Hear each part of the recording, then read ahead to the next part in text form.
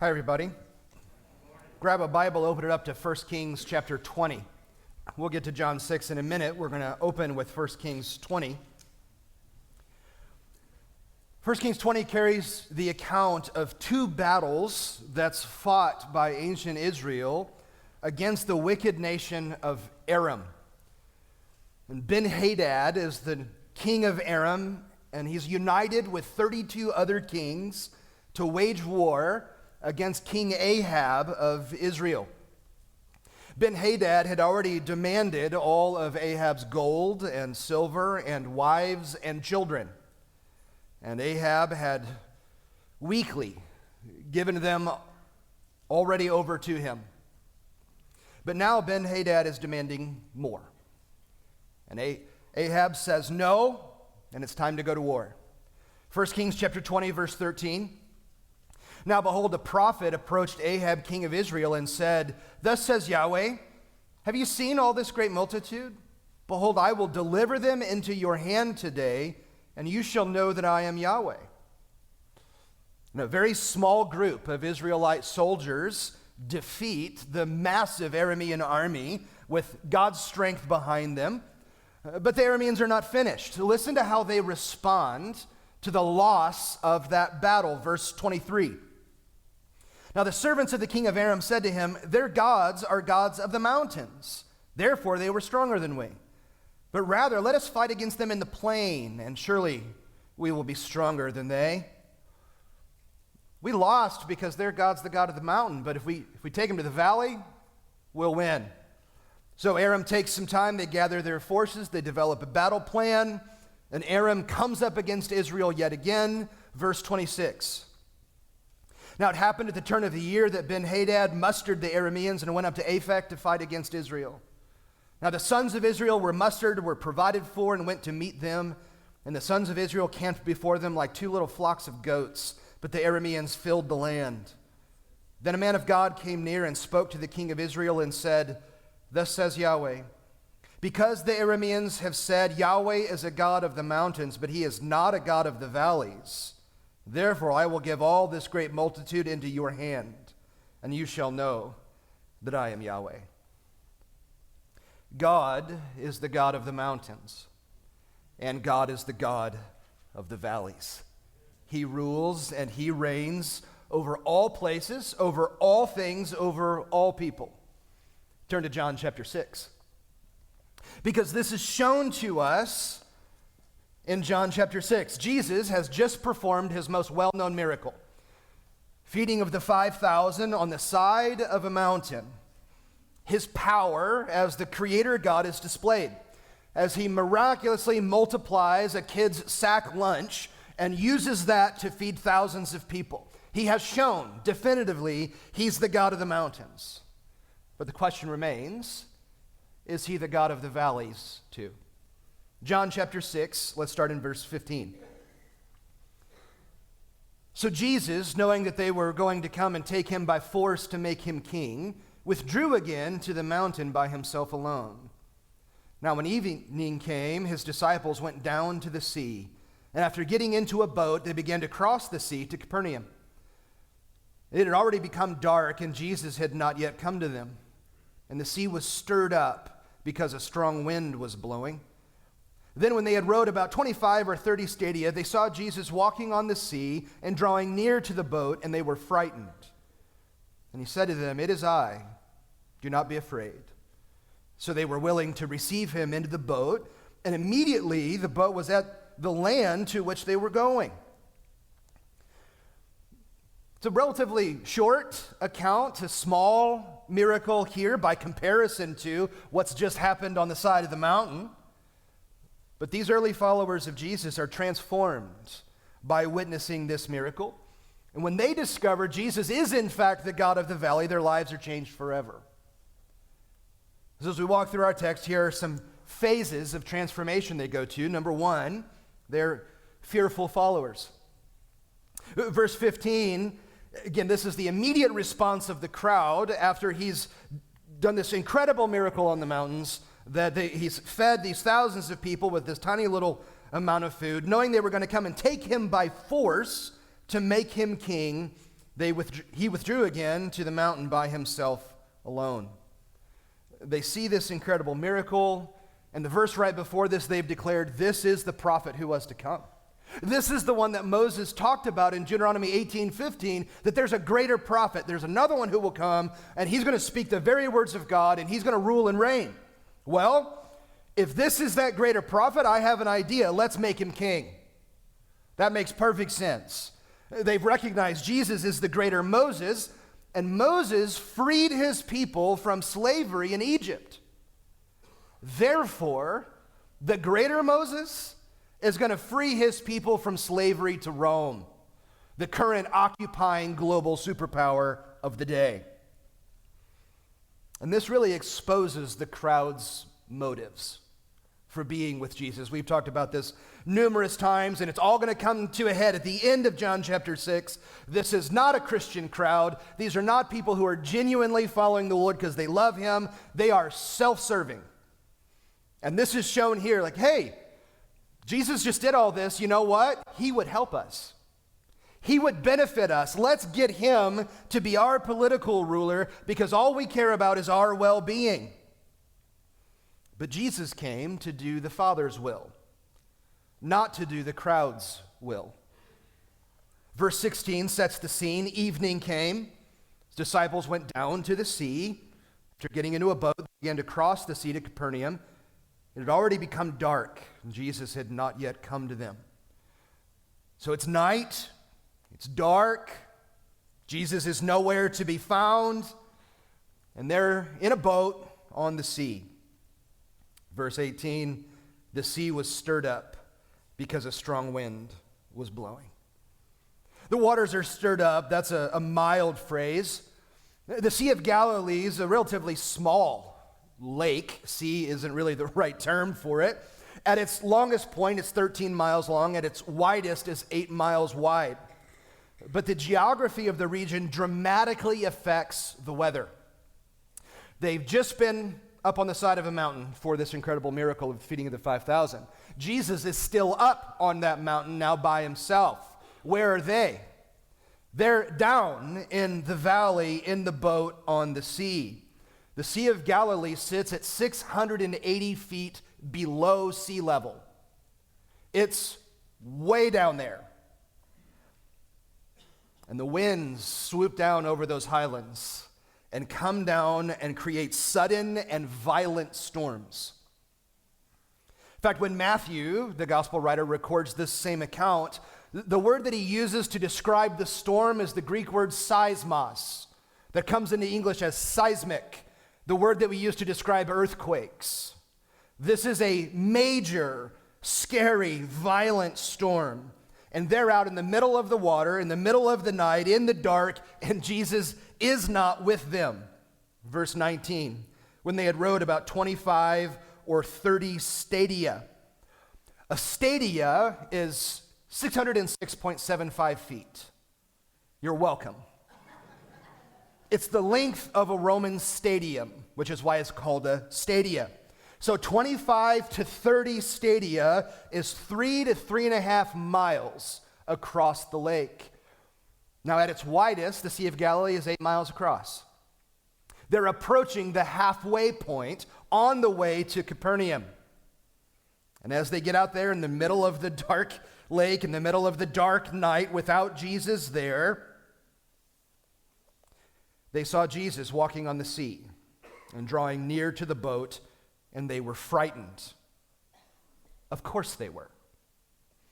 Now let me tell you how skeptics read this verse. They would say they were mistaken. The disciples really didn't see Jesus walking on the water. They thought they saw Jesus walking on the water.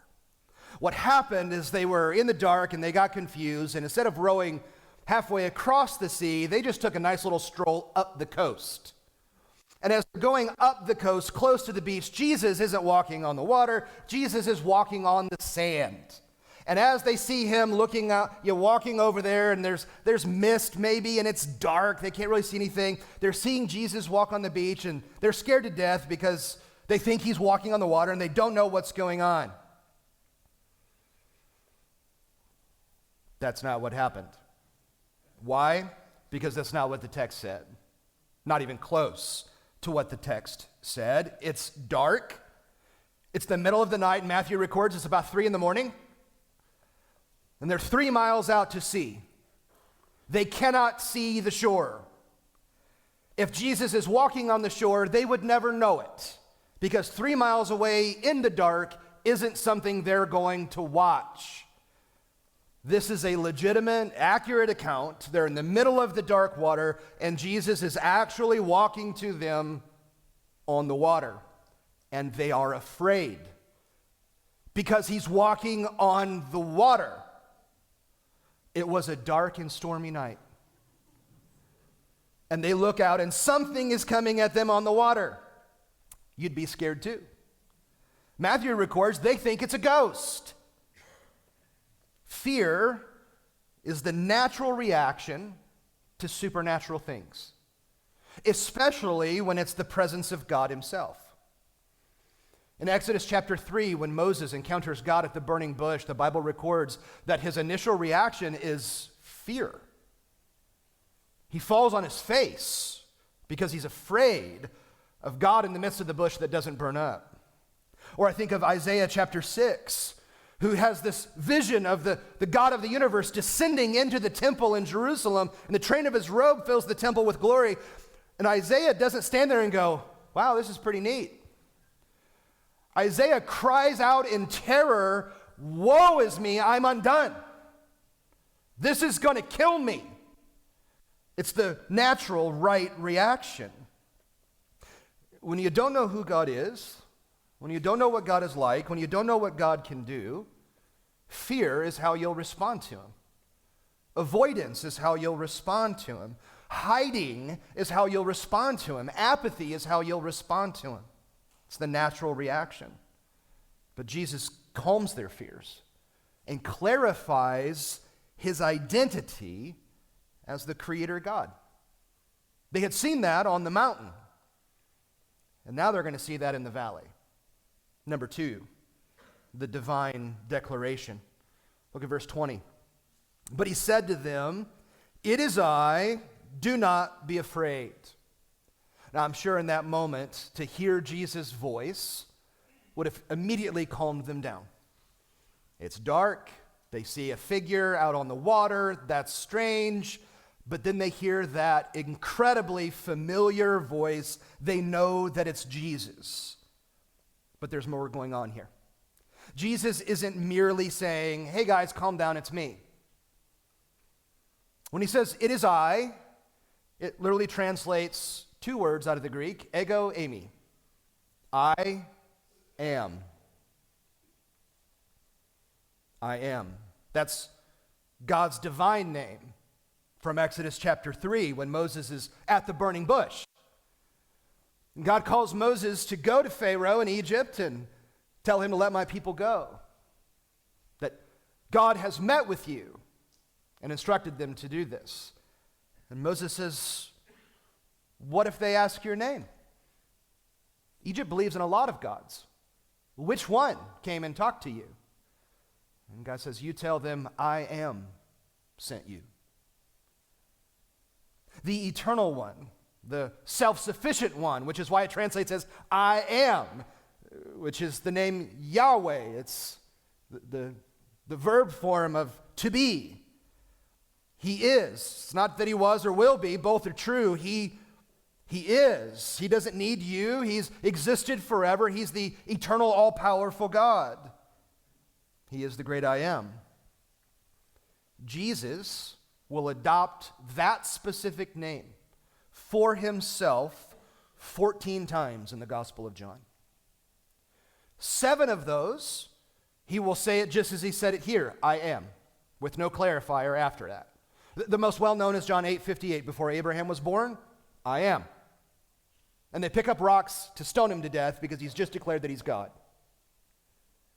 7 times as well, Jesus will add a predicate statement. I am the light of the world. I am the good shepherd. I am the way, the truth, and the life. He is the great I am. So, who is this Jesus who's just fed thousands on the side of the mountain? Who is this Jesus who can walk on water? He's the Creator God who's exercising his sovereign control over his creation. What a light bulb moment for the disciples. This can only be God. Genesis chapter 1 verse 2 says it's the Spirit of God that hovers over the waters at creation. Job chapter 9 verse 8 said it's God alone who tramples down the waves of the sea. There's only one who can walk on water. This is the great I am in the flesh. And notice the language that John uses. Verse 18, he says, the sea was stirred up. It's a familiar word that we've already seen in chapter 5. The same word used, that there's this man in the city, an invalid, laying next to a pool in Jerusalem. And when the water is stirred up in the pool, the first one to get in the water, because they believe it's an angel coming down to stir up the water, the first one to get in the water, they get healed. This guy's been there for decades. When the water gets stirred up, he can't get in. But the power's not in the water. The power's in Jesus. Jesus heals him with a word and says, get up, take your mat, and go home. And he does. So, where's the power? Not the stirring water. So now in this account, a chapter later, Jesus is walking on the stirred up waters. Where's the power? Not in the waters, but in the one who walks upon the stirred up waters. Do not be afraid, he says. God is here. Not just in the miracle on the mountain, but in the violence of the valley. He's also there. And when God is there, there's no reason to fear. Number 3, willing worshipers. Verse 21, so they were willing to receive him into the boat. Now, this is more than just, all right, Jesus, now that we know this is you, I guess you can come on board. Even though you don't need to, you can just finish walking. The word for willing is the word that the Bible will translate as wish or desire. When they're in the midst of this fearful moment, they hear this divine declaration from Jesus. He's the great I am. Their eyes are open to who he is and what he can do. And all they want at that point is to get Jesus into the boat. That's all they care about. I need you. I want you in here with me. Again, Matthew's account of this is they're in awe of him. They're worshiping him. Who is this that the wind and the waves would obey him? Who is this who can walk on water? We know exactly who it is. And once they welcome Jesus, the miracles continue. Look at the end of 21. Immediately, the boat was at the land to which they were going. Again, some will read that and go, time just flew. Once Jesus got in the boat, this took a little bit longer than they thought, and Jesus gets in, and all of a sudden, oh, wow, look at that, we're at the other side. They're still 4 miles away from their destination when all this goes down in the middle of the water. So they get Jesus into the boat, the miracles continue. In the blink of an eye, they're now at their destination. So not only does he calm their fears, he completes their journey with them. He doesn't say, it's okay, and then leave. He goes with them on the fearful journey. This is also a fulfillment of Old Testament prophecy. Listen to Psalm 107, starts in verse 23. Those who go down to the sea in ships, who do business on many waters, they have seen the works of Yahweh and his wondrous deeds in the deep. He spoke and set up a stormy wind, which raised up the waves of the sea. They went up to the heavens, they went down to the depths. Their soul melted away in the calamity. They staggered and swayed like a drunken man, and all their wisdom was swallowed up. Then they cried to Yahweh in their trouble, and he brought them out of their distresses. He caused the storm to stand still so that its waves were hushed. Then they were glad because they were quiet. So he led them to their desired haven. This is the God who has all the power to calm all the fear And this is the God who takes you to the desired destination. Here's what I know about your life and mine. It's great to be on the mountain, isn't it? Things are going well. As one author says, the crops are high, daddy's rich, and mama's good looking. That mountaintop experience, things are going well. Everything you touch turns to gold. You love your job. Your marriage is healthy. Your kids are well behaved. You've got money in the bank. You look at the world, you go, this place is awesome. I love that my life is what it is. God's so gracious and kind and generous because cool things happen on the mountain. You get that diagnosis and then they go, no, we were wrong. We don't know what happened. You're not really sick. Cool things go down. Miracles happen. There's this excitement. That's what they just experienced up on that mountain. This is amazing. 20,000 people get fed with this little tiny amount of food. This is celebratory. But what happens in the valley? When disaster strikes? When you get the middle of the night phone call? When you look at that bank statement and you don't like the numbers? When you get handed the pink slip? When that spouse that you've devoted years to says, I'm done? When those kids that you lovingly raise and sacrifice for rebel? When you look at your life and everything about it is falling apart? The violence of the valley is not near as fun as the miracles on the mountain, is it? You look around in the darkness, Jesus doesn't seem to be anywhere around. So what do you do when you're not on the mountain anymore? What do you do when you're in the valley? This is why the words of Psalm 23 are some of the most well-known in all the Bible. Believer, non-believer, everybody likes Psalm 23. The Lord is my shepherd, and I shall not want. He makes me to lie down in green pastures. He leads me beside the quiet waters. He restores my soul, guides me in paths of righteousness for his name's sake. Mountain's great, isn't it? My shepherd's with me.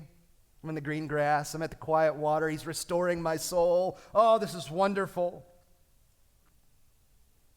What happens when you're not on the mountain anymore? When the grass isn't green, the water's not still. Even though I walk through the valley of the shadow of death, I fear no evil, for you are with me. Your rod and your staff, they comfort me. He's the God of the mountains, and he is the God of the valleys. And no matter where you find yourself today, he is with you, and you have no reason to fear. Let's pray. Father, thank you for the glorious truth that you're the God of the mountains and you're the God of the valleys. Nothing changes. Our circumstances change. Nothing else has changed. You are the sovereign ruler over all things, over all the mountains and over all the valleys. You're the one orchestrating miracles. You're the one orchestrating violence. You ensure that all that happens, no matter what it may be that happens, will always and ultimately end for your glory and our good. We are grateful that in the midst of whatever it is that we face, you're with us. And we can face whatever it is that we have to face with you. Because you protect us. You go with us. You take us to the destination. We are not abandoned. Thank you for your love for your people. It's overwhelming that by your grace you would do such things for sinners like us.